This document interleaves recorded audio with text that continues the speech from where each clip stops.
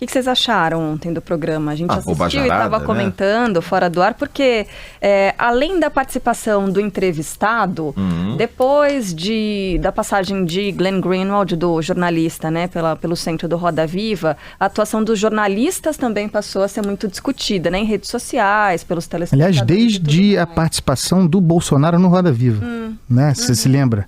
Uma entrevista que eu achei ruim, de modo geral. A partir daquela ida do Bolsonaro, o jornalismo foi colocado em xeque permanentemente, né? É um bom ponto esse, Carla. Eu vi a entrevista, achei... entrevista é uma coisa engraçada. Entrevista tem valor também pelo não respondido. Claro. Né? E o Sérgio Moro respondeu, segundo o lugar do qual eu assisti, respondeu muito pouco. O que é muito significativo de alguém que se tornou um político.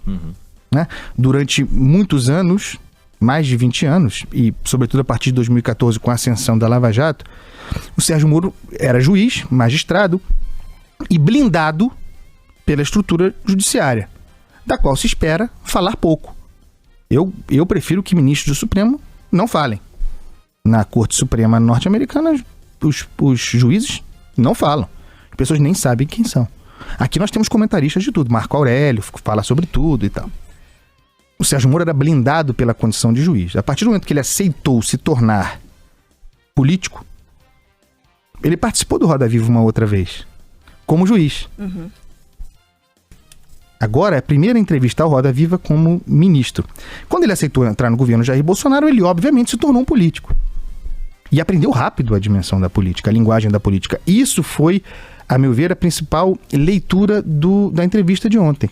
Naquela ocasião, ele não podia responder quando juiz, porque ele era juiz. Pelo ofício. Pelo ofício. Não fazia sentido a entrevista, em certo sentido. Mas ele foi. Agora, ele poderia responder. Ele é um homem livre, livre das amarras formais da justiça, de quem tem processo sob sua gestão. E o que ele fez? Não respondeu. Não respondeu às perguntas. Boas perguntas. Os entrevistadores estiveram muito bem. A estreia da Vera Magalhães foi muito boa. Não é porque é minha amiga, não, querida. Mas foi muito bem, muito segura. Tivemos participações brilhantes ontem. Perguntas muito bem feitas. O ministro, muitas vezes incomodado. Os sinais de incômodo do ministro Sérgio Moro são muito claros. Ele fecha o olho longamente. Quando está incomodado, ele recebe a pergunta e fica segundos de olho fechado. A voz dá uma... Oscilação da voz também, do tom de voz, né? A voz dá uma afinada. É o estilo dele, quando está acuado. Mas não responde.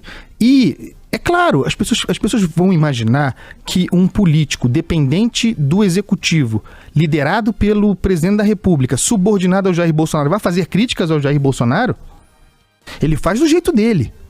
O modo como ele confronta a chancela do presidente da República ao juiz de garantias, para mim é uma afronta e uma mobilização indireta dos seus apoiadores do lavajatismo contra o presidente da República. Mas ele não vai fazer isso expressamente numa entrevista, não. Ele respeita a hierarquia, ele está subordinado ao Jair Bolsonaro. Ele depende de Jair Bolsonaro em grande sentido. Eu continuo achando que a principal aspiração do Sérgio Moro é o Supremo Tribunal Federal, a vaga do Celso de Mello, que abre no final desse ano de 2020. Precisa do presidente para isso. Mas ainda que ele tenha pretensão de ser um político e disputar a eleição, por hora, a visibilidade dele como homem público está condicionado ao governo Jair Bolsonaro. Se o Sérgio Moro sai do governo brigado com Bolsonaro ou para fazer outra coisa, para onde ele vai? Que lugar ele vai ter no ambiente público? Qual a vitrine? Qual a vitrine? Acho que ele é tão popular que conseguiria circular, mas perdendo imenso alcance. Não tem partido, é um ex-juiz, ministro. Ficaria num limbo até 2022? Precisa desse lugar. Não vai afrontar esse lugar. Isso não vai acontecer. Então, ontem, a entrevista do Sérgio Moro, para mim, valeu pela não resposta, pelo que ele não disse, pelo que ele não respondeu. Bobajarada foi essa palavra, Bobajarada. Né? Bobajarada não existe no nosso idioma. Mas que valha. Está valendo. No entanto, o que o site Intercept revelou, e o site Intercept tem sua militância, tem seu lado, mas o que o site Intercept revelou, jamais negado por Sérgio Moro, tratado como bobajarada, traz coisas ali, essas revelações graves em relação a Sérgio Moro. Que na melhor das hipóteses, sendo generoso com o Sérgio Moro, gera um incômodo. Eu, por exemplo, não admito que um juiz, qualquer que seja, se acerque, se aproxime, se associe à acusação. E nos diálogos revelados pelo Intercept, isso acontece. E com isso não quero desqualificar o trabalho que o Sérgio Moro fez e que o tornou herói para muita gente na Lava Jato. Mas há sem dúvida motivos para suspeição. Um juiz que orienta a acusação, nós não temos no Brasil essa figura. O juiz não faz parte da força-tarefa. Mas é tão confuso, a atuação do Sérgio Moro pública foi tão confusa que muita gente passou a achar que o juiz fazia parte da força-tarefa. É o juiz da Lava Jato. Juiz da Lava Jato. Quer dizer, ele fazia parte da força-tarefa composta por Ministério Público e Polícia Federal. Mas não, são coisas separadas. Quando um juiz cobra do Ministério Público reação à palavra da defesa, quando ele subsidia a preparação da denúncia, quase se associando mesmo à acusação, ele deixa de ser um juiz que se espera. Ele alimenta a defesa contra aquela posição. Ele alimentou a defesa do Lula com suas posições. Então, não dá para desqualificar o que vai no Intercept. Também isso, Carla Bigato, ele não respondeu. Não respondeu. O discurso era o mesmo, né? Dizendo, olha, esses diálogos, aí ele estava falando, né, sobre a transcrição ali das conversas. Eu não me lembro, faz muito tempo, desabilitei o aplicativo. Esses diálogos eu ainda não admito que sejam verdadeiros, mas se fossem, não vejo nada demais no teor desses diálogos. Aí, a Vera Magalhães foi um pouco além, né, nessa questão do juiz das garantias, e disse,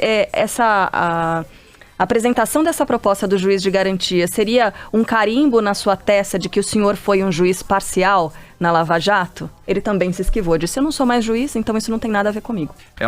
Perdão. Não, vai lá. É uma tranquilidade, mas é uma tranquilidade um pouco carregada de uma certa arrogância e carregada de um conhecimento ou de esperança, não sei diferenciar, tá? De que o status não vai mudar para ele. Né? Então ele pode passar muito flat, né? Muito sereno sobre essas questões como as que vocês levantaram. Essa imagem me ficou. Felipe, tem um dado aí, a partir disso que você disse, muito importante. Todas as críticas feitas ao Sérgio Moro, e ele a merece, e eu bato demais por ocasião do que há no Intercept, porque eu acredito naquele conteúdo, apesar de entender que o Intercept tem um lado muito claro, tem uma militância que é legítimo e tampouco me parece escondido. Joga-se limpo ali sobre esse lugar. O Sérgio Moro tem, e talvez por isso faça parte do governo Bolsonaro, tem uma dimensão autoritária na sua fala e na visão das coisas, né? Talvez tenha...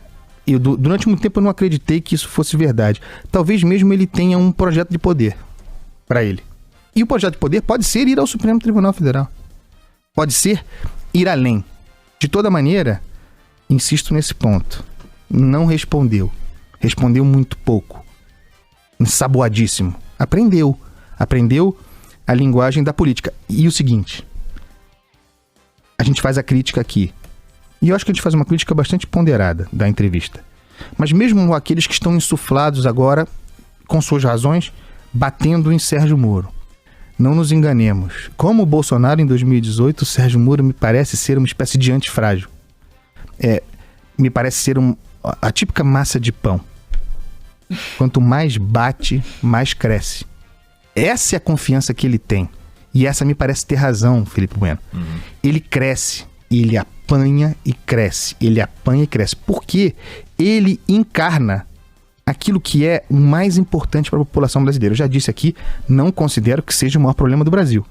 Mas o espírito do tempo diz que o combate à corrupção é o que há de mais importante no Brasil hoje. E o que é o combate à corrupção?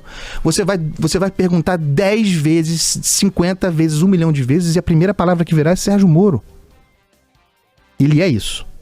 Bate e cresce. Faça uma crítica ao Sérgio Moro e você será entendido como alguém que está contra o combate à corrupção.